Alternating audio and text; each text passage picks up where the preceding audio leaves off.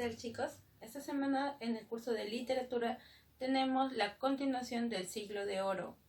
Muy bien, la semana pasada hablamos sobre el Renacimiento, ¿no es cierto? Vimos la lírica con Garcilaso de la Vega, con Fray Luis de León y con Fernando de Herrera, con las escuelas salmantina, la escuela italiana y la escuela sevillana respectivamente. Ahora, dentro del Renacimiento, que era siglo XVI, vamos a tener en España también una narrativa. Y esta narrativa está representado por Lazarillo de Tormes. Lazarillo de Tormes es del género narrativo y especie novela picaresca. La novela picaresca es un tipo de novela que nace por primera vez en España en el siglo XVI. Esta novela se utiliza para dar crítica a cómo la sociedad estaba en realidad en España. Todo el mundo quería ser como España por el descubrimiento que hizo de América. Todo el mundo tomaba España como el ejemplo a seguir. Pero la novela picaresca hace una crítica de lo que en verdad era España. Muy bien.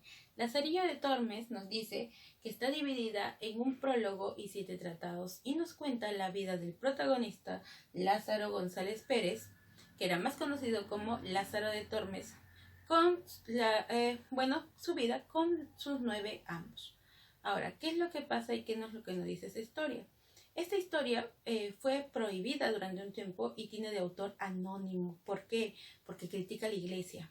Entonces, en ese tiempo la iglesia tenía mucho poder y por lo tanto, él parece que quien escribió esta obra trató de mantenerse pues oculto.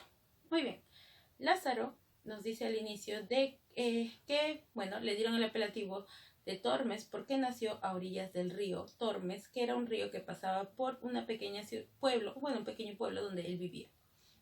Ahora, Lázaro perdió a su padre porque fue acusado de robar y lo desterraron de allí. Por Lázaro sabemos que él murió cuando se enfrentaba a los moros. Su madre decidió rehacer su vida con un hombre que era pues de tez morena y le dio a Lázaro un hermano también morenito. El padrastro de Lázaro trabajaba en un molino junto a su madre, pero ya no les alcanzaba el dinero y es por eso que decidieron robar. Empezaron a robar harina de ese molino donde trabajaban y fueron descubiertos. El padrastro de Lázaro fue castigado con azotes y desterrado de ese lugar. La madre de Lázaro, al ver que los 2 maridos que tenía la hicieron pues tener una mala fama, decidió irse de ese pueblo y se fue a otro lugar. En este lugar ella empezó a trabajar como una especie de mesera en una pensión para estudiantes universitarios, pero sola no podía mantener a 2 hijos. Es por eso que un día un ciego llegó a esa pensión y él le dijo que estaba buscando un lazarillo y ella prácticamente le regaló a Lázaro cuando solamente tenía 14 años. Ahora, Lázaro tuvo 9 amos, pero vamos a utilizar a los más representativos. Tenemos al ciego, que es el primer amo de Lázaro. Él le va a enseñar cómo es la vida en realidad. El ciego, una vez que conoció a Lázaro, se dio cuenta que era un niño muy ingenuo, solamente cuando estaban conversando. Entonces él le dijo que había escuchado que las personas hablaban tanto de una estatua de piedra de toro que había en la plaza. Lázaro le dijo que efectivamente era una estatua muy grande y estaba hecha de piedra. El ciego le dijo que él lo llevara allí. Cuando fueron allí le dijo: he escuchado que las personas dicen que de su hocico tú puedes escuchar el mar. Lázaro se entusiasmó porque él nunca había escuchado el mar y le dijo: pega tu oído ahí a la boca del toro. Y Lázaro le decía que no escuchaba nada y el ciego le tanteó la cabeza, lo agarró y lo estampó contra la estatua de piedra y le dijo: nunca confíes en nadie. Otro día el ciego lo que hacía con Lázaro era prácticamente matarlo de hambre. Lázaro es nuestro pícaro. El pícaro es el antihéroe, es totalmente opuesto al caballero medieval. Él lo único que va a querer en toda la obra es poder comer y el ciego lo mataba de hambre. Le daba apenas un pedazo de lo que él tenía y él no se saciaba. Entonces Lázaro un día decidió robar una longaniza y no le dijo al ciego. Una longaniza es como un nabo. Lo coció rápidamente y se lo tragó. El ciego llegó y empezó a oler y le dijo: ¿tú has comido algo? Y Lázaro le dijo, no, no he comido nada, no seas mentiroso, acércate. Y se acercó y empezó a olerlo, le dijo, abre la boca. Y abrió la boca a Lázaro y él metió su nariz y metió casi toda su cara dentro de la boca de Lázaro, que el pobre vomitó toda la longaniza. Un día llovió un montón y se formaban riachuelos en las calles. El ciego le dijo, ¿sabes qué? No quiero mojarme, así que ponme en la parte más angosta y dime para poder saltar hacia el otro lado. Lázaro quería abandonar al ciego, pero sin antes darle la misma lección que le había enseñado. Así que Lázaro lo colocó allí y le dijo, puedes tomar aquí fuerza porque tienes que brincar bastante porque no hay un lugar que sea pequeño, no hay un lugar que sea angosto. Entonces el ciego tomó vuelo y se impulsó, saltó, pero ¿qué es lo que pasó? Lázaro lo colocó frente a un poste. El ciego se dio tan duro que quedó inconsciente allí. La gente que vio se acercó para poder ayudarlo y Lázaro aprovechó para poder escapar. Ahora, otro es el clérigo. El clérigo era peor, lo mataba totalmente de hambre. A pesar de que era la iglesia y supuestamente tenía que ayudarlo, trataba muy mal a Lázaro. Un día le escondió toda la comida y solamente le daba de comer las migajas que quedaban. Lázaro quería que más gente muriera porque la única oportunidad donde podía comer era cuando las personas morían y hacían comida para los invitados. Lázaro decidió pues robar la llave y sacarle una copia del baúl donde el clérigo guardaba toda la comida. El clérigo un día lo descubrió y pensó que era una serpiente que estaba allí y tomó una vara de fierro y le pegó tan fuerte que Lázaro quedó inconsciente durante 3 días. Otro amo importante es el escudero, que representa la apariencia. Él pensó que se había sacado la lotería en encontrarse un amo como el escudero porque tenía una armadura reluciente y todo parecía muy bien, pero cuando llegó a su casa se llevó la sorpresa. Era muy pobre. Él representa las apariencias. Lázaro tenía que trabajar para mantenerse él y mantener a su amo. Y Lázaro, pues obviamente lo que él quiere es que le den de comer. Así que quería abandonar también a este amo. Así va a pasar por varios amos hasta que llegamos al último, el arcipiestre, que representa la corrupción. Él le dio a Lázaro un buen trabajo de pregonero, una persona que iba anunciando por las calles, y además le dio de esposa a una de sus sirvientas. Pero empezaron los rumores de que al arcipiestre era amante de esa sirvienta y para aparentar se la dio como mujer a Lázaro. Lázaro escuchó estos rumores, pero a Lázaro no le importaba porque él tenía ahora un lugar donde podía comer y donde podía estar tranquilo. A él lo que más le interesaba era su propio bienestar. Eso es lo que es narrativa del Renacimiento. Ahora, vamos al tema que es Siglo de Oro II, Barroco. España fue predominante durante 2 periodos, Renacimiento siglo XVI y Barroco siglo XVII. El barroco es una corriente literaria que utiliza demasiado las figuras literarias. Es muy recargado, por lo que quiere tratar de mostrar una originalidad a través de esto. ¿Qué significa? El Renacimiento era muy sencillo. La gente disfrutaba de estas obras, la gente se entretenía, pero el barroco se opone al Renacimiento al decir que si uno quiere innovar en la literatura necesita utilizar estos recursos literarios, ¿no es cierto? Como la metáfora, como el símil, como el hiperbatón, la hipérbole, todos los recursos literarios, pero ellos ya exageraron al utilizarlo y la gente pues común no entendía los poemas, no entendía las obras, no podía interpretarlas porque era demasiado recargado. Entonces, durante este periodo, España seguía predominando en Europa. Tenemos en la lírica, es decir, en la poesía, 2 grandes representantes y 2 escuelas que siempre estaban en constante enfrentamiento. Tenemos la escuela culterana con Luis de Góngora y Argote y tenemos la escuela conceptista con Francisco de Quevedo. La escuela culterana es más aristocrática, pertenece a la gente de la clase alta, mientras que la escuela conceptista con Francisco de Quevedo pertenece a una clase media. La principal motivación de la escuela culterana es la belleza sensorial. Quiere decir que lo que más les importa es que el poema suene bien, la estructura esté bien hecha. Eso es lo que más le importa. Y como dijimos, tenemos a Luis de Góngora como uno de los grandes representantes. Luis de Góngora fue conocido como Ángel de la Luz, porque al inicio sus poemas pertenecían a un renacimiento, eran bastante sencillos de comprender y la gente lo disfrutaba, por eso le decían Ángel de la Luz. Pero una vez que Góngora entra de por sí a todo el barroco, fue conocido como el príncipe de las tinieblas, porque era muy difícil comprender sus obras. La gente no podía entenderlo y, bueno, se complicaba demasiado. Otro que nos dice en un aporte de él es que utiliza mucho la metáfora y el hipérbato. ¿Se acuerdan qué era la metáfora? La metáfora es una comparación implícita. Quiere decir que es una interpretación. Si yo digo, sus luceros iluminaban mi camino, me estoy refiriendo a los ojos, ¿no es cierto? Eso es una metáfora. Hipérbato. Hipérbato es el desorden de la oración. Es decir, la oración es sujeto, verbo, predicado. Ellos desordenan predicado, verbo, sujeto, sujeto, el predicado, verbo, etc.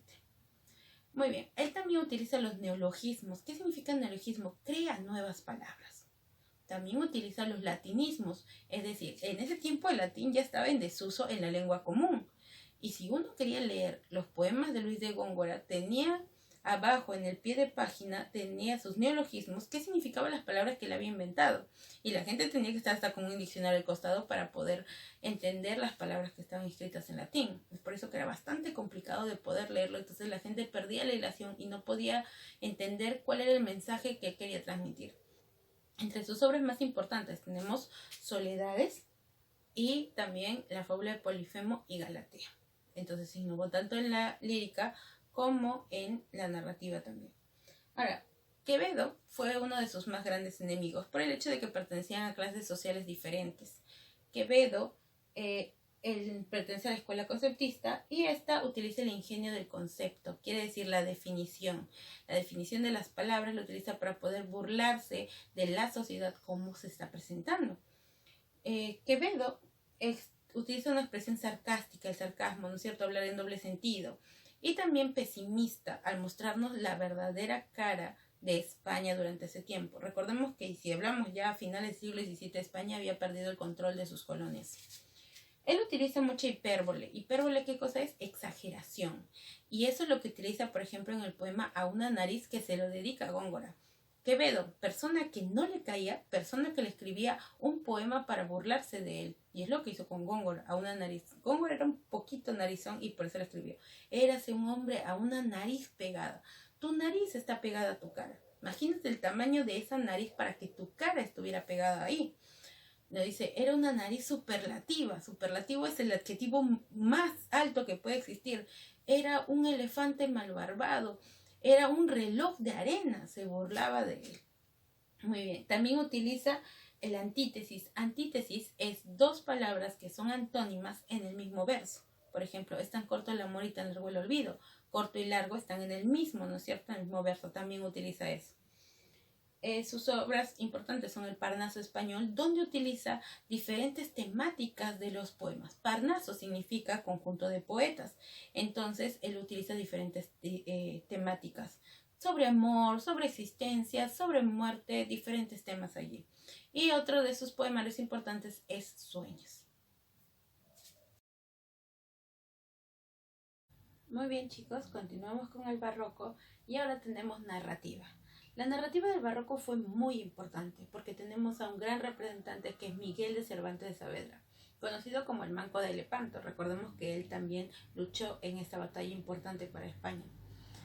Además, es considerado iniciador de la novela moderna porque su obra más trascendental, de la que vamos a hablar, marca un hito en la construcción de novelas de ese tiempo, porque innova en los temas, innova en el lenguaje, en los personajes. Entonces esto lleva a la construcción de novelas que tratan de experimentar como lo hizo Miguel de Cervantes Saavedra. Ahora, también es un gran representante de las letras castellanas. Recordemos que nosotros celebramos el Día del Idioma Castellano por Miguel de Cervantes de Saavedra, por lo que trata de incorporar al lenguaje también. Miguel de Cervantes Saavedra tiene esta gran obra conocida como el ingenioso hidalgo Don Quijote de la Mancha, género narrativo, especie novela picaresca. Novela de caballería. En realidad, Miguel de Cervantes Saavedra escribió esta obra para burlarse de las novelas de caballería. Él estaba cansado de las novelas de caballería, estaba cansado que todo el mundo suspirara por el caballero medieval, que da su vida por todos, estaba harto. Y es por eso que lo parodia y escribe Don Quijote de la Mancha. donde en vez de mostrarnos un hombre valiente, un hombre que todo el mundo admira, que las mujeres se desmayan por él, nos muestra a Don Quijote, un hombre que apenas se puede sostener en pie, que está muy viejo, que está muy escuálido. Entonces trató de burlarse, pero las cosas le salieron todo al revés, porque todo el mundo amó Don Quijote de la Mancha y es una de los íconos de las novelas de caballería. Muy bien.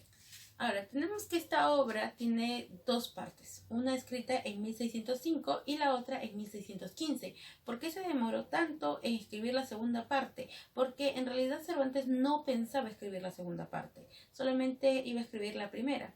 Pero salió una noticia de que habían escrito la segunda parte del Quijote y no era Miguel de Cervantes Saavedra. Miguel de Cervantes Saavedra, al ver este supuesto Quijote apócrifo, lo llamó él, un Quijote falso, decidió escribir la segunda parte.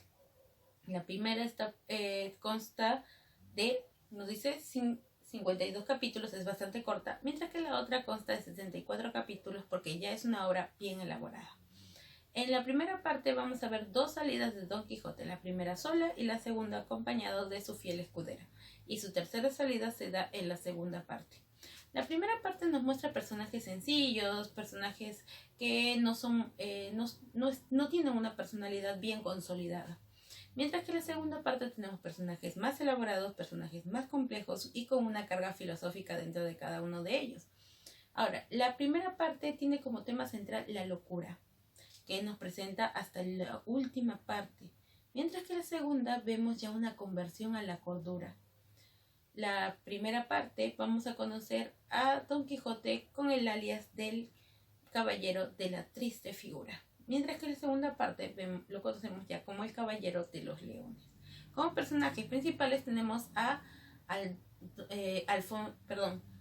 Alonso Quijada, el verdadero nombre de Don Quijote, Aldonza Lorenzo, la amada de Don Quijote, Dulcinea del Toboso, Sancho Panza, su fiel escudero, Sansón Carrasco, uno de los personajes importantes en la segunda parte, y su fiel corcel Rocinante. Otros personajes importantes en la primera parte son el cura y el barbero. Nos dice que Alonso Quijada, un hombre viejo ya, entrado en años, está obsesionado con las novelas de caballería y él quería también ser un caballero medieval. Los leyó durante meses y de un momento a otro como que pierde la cordura y él quiere ser un caballero medieval.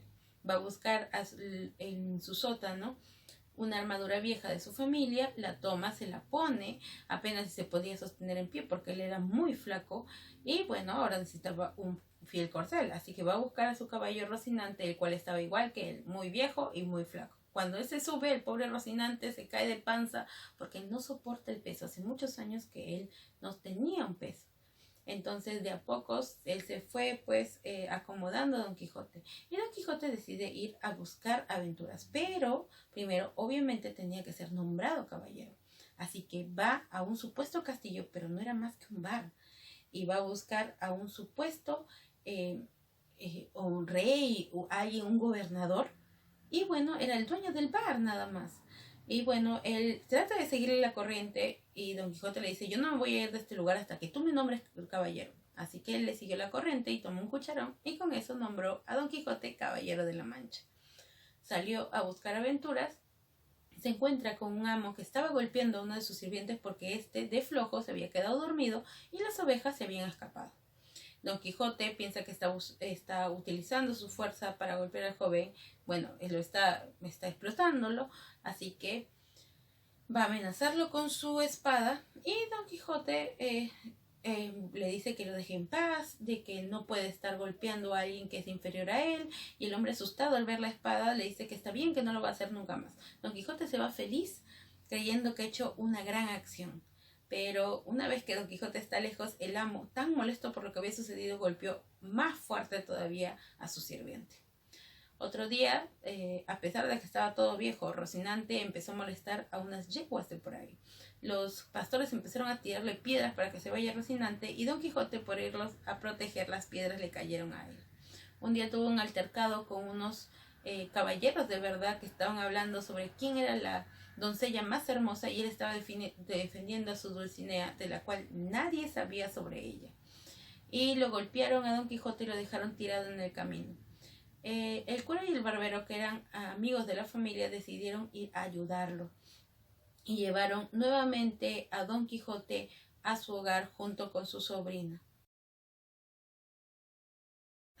Aquí viene ya la segunda salida de Don Quijote. Una vez que vuelve a La Mancha, a su hogar, su sobrina le dice al cura y el barbero que todo esto lo tiene la culpa los libros de caballería, porque se han vuelto loco a su tío. Entonces deciden quemar todos esos libros, solamente salvan un par nada más de ellos, que eran los más importantes de los libros para España en ese tiempo. Luego de esto, Don Quijote entiende que no puede estar solo, así que logra convencer a su vecino Sancho Panza para que lo acompañe como su fiel escudero. Con él salen a buscar aventuras y se dan las más conocidas, como es que Don Quijote le dice a Sancho: mira, Sancho, viene un ejército de moros. Recordemos que los moros eran los árabes que estaban viviendo en territorio español. Vienen a atacarnos, y le dice: ¿cuál moros, señor? Son solamente cerdos. Y Don Quijote tomó al pobre Rocinante y se preparó para atacarlos, y los cerdos, al ver venir a Rocinante, tuvieron miedo y empezaron a correr más fuerte y tumbaron a Rocinante y le pasaron por encima a Don Quijote. Otro día, Don Quijote ve unos supuestos gigantes, le dice: Sancho, esos gigantes, si matamos a uno solo, imagínate la fama que nos vamos a ganar. Y él le dice: ¿cuál gigante, señor? Son solamente molinos de viento. Don Quijote tomó a su lanza y tomó a Rocinante y fue hacia estos molinos, de los cuales su lanza se atoró en una de las aspas, que levantó en peso Don Quijote y lo tiró para el otro lado, dejándolo muy mal herido. Don Quijote le dice a Sancho que tiene que entregarle una carta a Dulcinea. Sancho no sabía qué hacer porque esa Dulcinea no existía. Sancho aquí parece que está ganando esa locura de Don Quijote, porque se queda sentado en una piedra pensando qué iba a hacer, y Don Quijote lo encuentra y le dice: ¿por qué sigues teniendo la carta? Y Sancho usa su imaginación: ay, señor, sí la encontré a su amada, pero ella dijo que no era digna de recibir una carta de un caballero tan famoso como usted. Un día el cura y el barbero decidieron nuevamente salir a buscar a Don Quijote porque tenían miedo que algo le pudiera suceder. Así que el barbero se disfrazó de un hechicero y le dijo: soy un famoso hechicero y he venido a hechizarte. Y Don Quijote le dijo: no, por favor, todavía tengo muchas cosas que hacer. No, yo te estoy hechizando. Y Don Quijote dijo: me siento hechizado. Y de repente lo empezó a llevar con ese supuesto hechizo y lo metió a una jaula, y así, enjaulado, llevaron nuevamente a La Mancha a Don Quijote. Con eso termina la primera parte. La segunda parte inicia con un Don Quijote que piensa salir nuevamente de La Mancha, pero ha llegado a su casa un amigo que es Sansón Carrasco. Sansón Carrasco le dice: ¿sabes qué? He escuchado hablar de un tal Miguel de Cervantes Saavedra que está escribiendo sobre tu vida. Y Don Quijote le dice: yo no conozco a ningún Miguel de Cervantes Saavedra. Esto es una alusión al famoso Quijote apócrifo. Entonces le dice: muy pronto yo voy a salir de aquí para seguir buscando aventuras. Nuevamente Don Quijote logra convencer a Sancho, prometiéndole que esta vez le iba a dar algo de dinero por ayudarlo y para ir a sus aventuras. En eso que están caminando se encuentran con un caballero, el caballero de la Blanca Luna. Lo reta a un duelo a Don Quijote, le dice que el perdedor dejará de ser caballero. Don Quijote estaba listándose para atacarlo, de repente los dos van y el caballero de la Blanca Luna se tropieza, cae, y Don Quijote aprovecha esto y logra salir vencedor. Luego de esto, Don Quijote continúa con su camino y van a pasar muchas aventuras junto con Sancho. Pero un día llegaron a un poblado en los cuales habían escuchado sobre este par de locos que paraban diciendo que era un caballero y su escudero, y decidieron burlarse de ellos siguiéndole la corriente. Los recibieron como si fueran dos héroes muy famosos. Ellos estaban muy contentos y bueno, le dijeron a Sancho todavía que lo iban a nombrar al gobernante de la famosa isla Barataria, una isla que no existía. Todo parecía muy bien, y un día llegaron unos ladrones y verdaderamente Don Quijote logró salvar a ese pueblo. Ellos, arrepentidos por cómo habían tratado a Don Quijote, decidieron enmendar su horror ayudándolos. Don Quijote y Sancho salen a los días de ese lugar y en el camino se encuentran con otro caballero, el caballero de la Blanca Luna, y reta nuevamente a un duelo a Don Quijote, diciéndole que el perdedor se tiene que quedar en su casa durante un año y no puede hacer ninguna acción que involucre ser caballero. Don Quijote decide aceptar el duelo y se enfrenta con él, y lamentablemente Don Quijote esta vez sale perdedor. Le da su palabra de caballero y regresa a la Mancha. Y Sancho le dice: señor, ¿y ahora qué vamos a hacer? Le dice: pues ahora seremos 2 simples campesinos. Pasaron los meses y Sancho y Quijote solamente se dedicaban a su tierra. Y un día Quijote cae muy enfermo. Advierten a Sancho sobre esto. Recordemos, ¿quién era el caballero de la Blanca Luna y el caballero de los espejos? Era Sansón Carrasco, que se había disfrazado para poder traer a su amigo de vuelta a la Mancha. Sancho va prácticamente a su lecho de muerte de Don Quijote. Al verlo ahí todo enfermo y a punto de morir, llorando, le decías: señor, por favor, no se muera. Hay tantas cosas que tenemos que hacer. Tenemos que luchar contra moros, tenemos que derrotar gigantes. Y el Quijote le dijo: Sancho, ¿qué locuras estás diciendo? Eso no existe. Aquí se da la famosa inversión de papeles, la quijotización de Sancho y la sanchificación de Don Quijote. Esa tarde, Don Quijote había dejado en su testamento que todas sus tierras y todas sus pertenencias quedaban para su sobrino. Y esa tarde, lamentablemente, Don Quijote murió. Cervantes decidió matar a su protagonista para que nunca más vuelva a surgir lo del Quijote apócrifo y otro salga diciendo que había escrito más aventuras sobre Don Quijote. Con eso termina Narrativa del Siglo de Oro Español.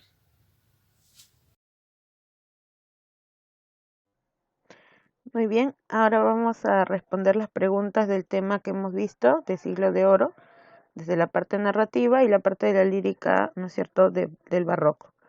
Tenemos la primera pregunta que dice: el denominado Siglo de Oro español se da a consecuencia de... Recordemos que España era predominante en ese tiempo en Europa y fue gracias a la hegemonía mundial que tuvieron, ¿no es cierto?, gracias a los descubrimientos, a sus virreinatos, entre otros. No es un aporte de la escuela italiana, también llamada escuela petrarquista, ¿no es cierto? Era la escuela de Garcilaso. La copla, la lira, la silva, el soneto, el verso decasílabo, ¿cuál sería? La copla. La copla ya lo vimos, ¿no es cierto?, desde la época del prerrenacimiento con Jorge Manrique. La escuela derivada de la italiana, que se distingue por su hondo misticismo, viene a ser la escuela salmantina, ¿no es cierto? La escuela salmantina con Fray Luis de León. Cuando hablamos de místico, hablamos de lo espiritual. Y como sabemos, él pertenece a la iglesia, entonces son temas predominantes dentro de sus poemas, principalmente.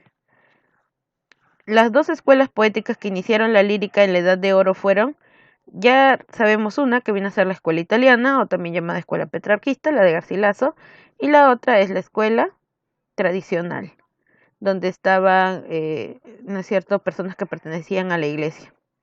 Poeta italiano que influyó notablemente en la poesía española del Renacimiento, principalmente en el poeta toledano Garcilaso de la Vega. ¿Cuál era el seudónimo de Garcilaso de la Vega?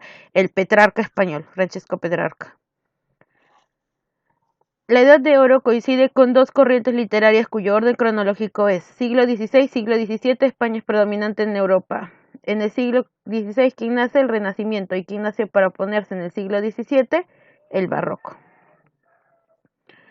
Sobre Garcilaso de la Vega, no se debe afirmar, su producción literaria no es prolija, introdujo la escuela literaria a España, se inspiró en la portuguesa Isabel de Freire, recibe influencia de los poetas latinos e italianos y fue poeta clásico y a la vez militar. Muy bien, veamos de atrás para adelante. ¿Fue poeta clásico y a la vez militar? Sí, porque fue un soldado, ¿no es cierto? Entonces sí consta, y también de que fue un poeta clásico porque fue uno de los primeros. Recibe influencia de poetas latinos e italianos, por algo lo llamaron el Petrarca español, ¿no? Se inspiró en la portuguesa Isabel de Freire, su musa.